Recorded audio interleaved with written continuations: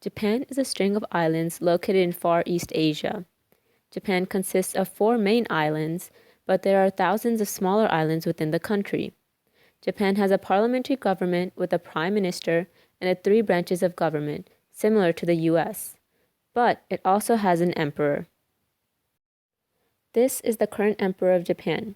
The emperor has no real governmental power and is more of an image for the country.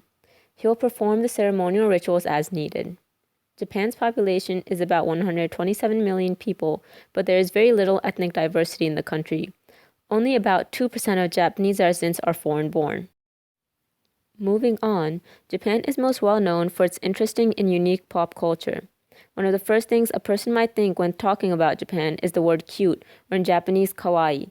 There's a trend of cute characters in schools, public transportations, and even police departments to create a less intimidating image and to convey messages in a more friendly manner, ultimately giving a feel of a more safe environment. Manga and anime is probably one of the most well-known aspects of Japanese pop culture. It's a popular animation style that usually has characters with large eyes and very exaggerated expressions. Anime is an animated cartoon usually based directly off of a manga, which is a Japanese comic. Japan's unique and diverse street fashion subculture is another eye-catching aspect adored around the world. Some fashion styles that exist today in Japan are Lolita fashion, as shown on the right, Gyaru, as shown on the left, Koroniji, and Koga. But this is only the surface culture of Japan. The main religions practiced in Japan are Shintoism and Buddhism, and the majority of the Japanese people follow a mashup of the two.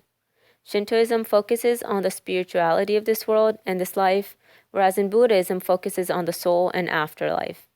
To celebrate a birth or marriage or to pray for a good harvest, the Japanese turn to Shintoism, and for funerals they perform Buddhist ceremonies. Shintoism is also a direct reason to why nature is so greatly valued in Japan. Religion is not a strict doctrine that is followed, nor is it preached unlike in the West. Religious beliefs are more of a moral code and family practice in Japan. Religion is completely separate from the state, whereas there is no prayers or religious symbols used in schools and workplaces. Religion is rarely ever talked about in daily life, and the majority of Japanese do not worship on a regular basis. But most people turn to religious rituals during birth, marriage, death, and spiritual festivals throughout the year. Also, Japanese people greatly believe in luck, fate, and superstitions, so carrying around a lucky charm is common practice in Japan. As shown here in this picture, these are common lucky charms carried around. Religious practices are deeply integrated into the Japanese society. Social values and customs are held in high regards in the Japanese culture. They play a significant role in daily life. Japan is an openly collectivist society where they value the whole community or family higher than the self. Putting oneself in discomfort is completely acceptable and even common as long as it's beneficial to the whole, being it family or community. So as one goes through daily life, a Japanese person might think about how their actions reflect his or her family or community and would behave accordingly. Japan is a fairly hierarchical society, where elders and those superior to you are shown great respect through speech and body language, such as using formal language and bowing when greeting. Other forms of respect shown in Japan include not being loud regardless of the situation, and being loud in public areas is thought of as highly rude behavior.